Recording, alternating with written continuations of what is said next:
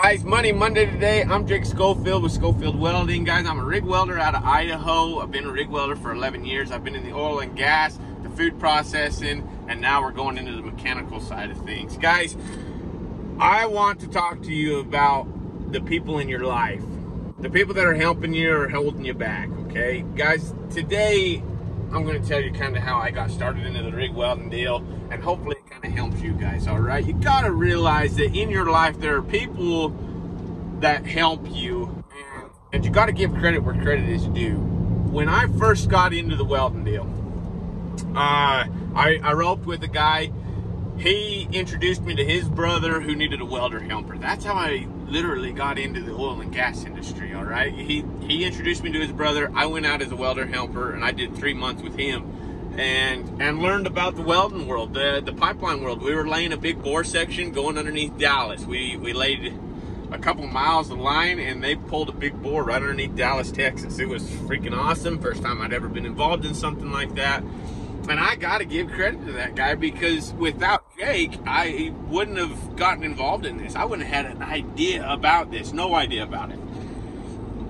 Well, then you fast forward, and I went to Idaho State University, and Randy and Lucas and Dave, all those guys were in there teaching it, and I know that they put a lot of effort into their kids, and they're awesome teachers, incredible people. They welded pipe their whole lives. They're awesome. They know what they're doing. And so you got to give credit to those guys for even, sitting down and messing with us kids. Well, I only went for 1 semester and I dropped out. Because I'd already been a welder helper. I knew that you could go learn and be a welder helper. Do I regret doing it? Yeah, a little bit.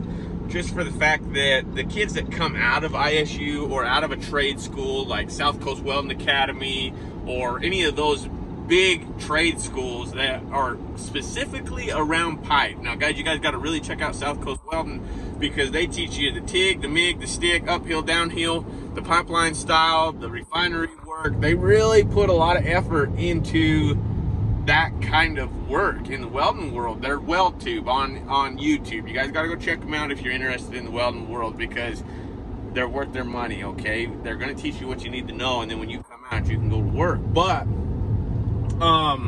after I left ISU, I went back out as a welder helper. Now, guys, those welders that I helped, they're not the friendliest people you ever met in your life, all right? Not really anybody took you under their wing. They just kind of, you were just there to help them and do your job, and that was it. But guys, it's all a learning process.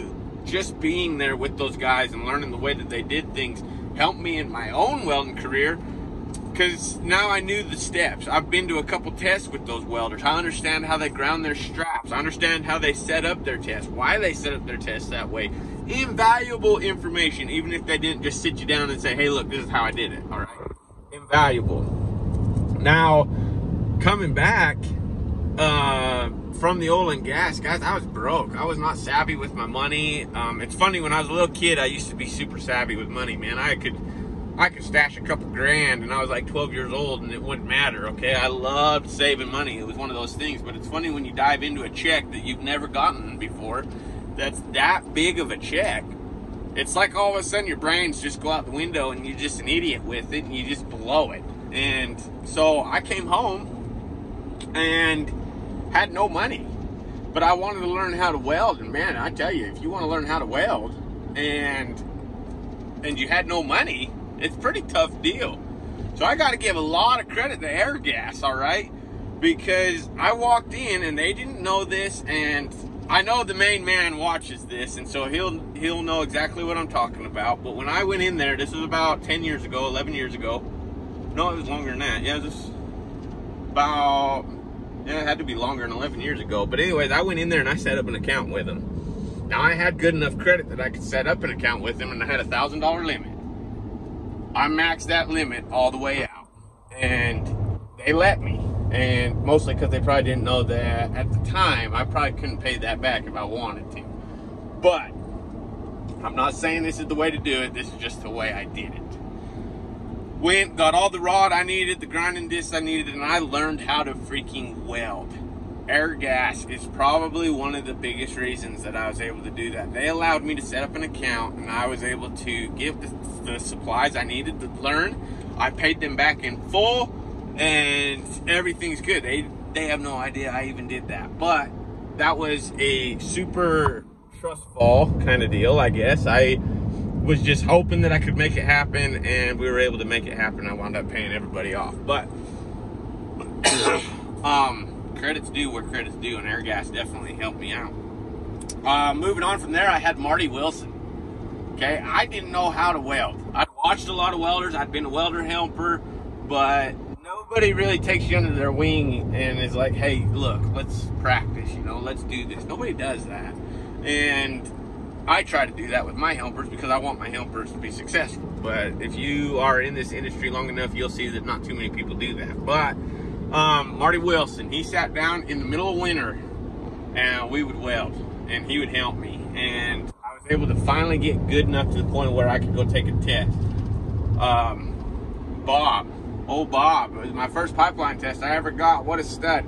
Bo Chanley, just so many guys, and I can't even name everybody on here. But guys, the point of this Money Monday is just realize that, hey, no matter what you do in your life, there are going to be people that are strategically put there by, I believe, our Heavenly Father. They are put there to be a part of your life. And yelling or kind or whatever, grumpy, mean, it doesn't matter.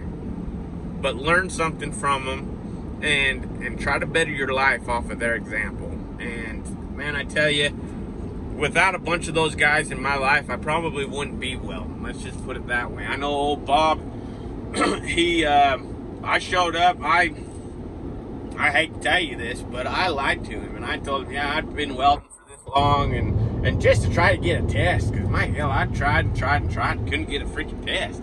And he's like, all right, yeah, come on down, let's test. Well, about 10 minutes into this test, I'd already busted it, and he knew I was greener grass. And he talked to that inspector and got him to let me retest, which is unheard of. Don't expect it ever in your life. But I knew that day our Heavenly Father was with me. But he sat down the rest of the day and he helped me run those beads, and he taught me how to run a bead, and he got me through that next test. Okay, so just the people that are involved in your life, just realize that, hey, nobody gets where they want to be without other people. And that's probably one of the biggest lessons that I've learned in my life, is it takes other people to help you get to where you want to be. So respect the people that are around you. Treat everybody fair and kind, and just treat them the way that you want to be treated. Don't be cocky. Don't be somebody that nobody likes to be around, all right? Because you're really hindering yourself. And that's just how it is. But anyways, you guys, I hope y'all have a great Money Monday. Be blessed. We love y'all. We're only hoping the best for you. I'm headed back up to the hospital job that I'm on. We contracted out a bunch of welding work with these guys, and we're doing chill lines, hot water lines, gas lines, things like that. We got a main floor, a boiler room, and a second floor that we are doing all the welding on. So anyways, we're headed up here. Everybody have a great Money Monday. Be blessed. We'll talk to you later. See you.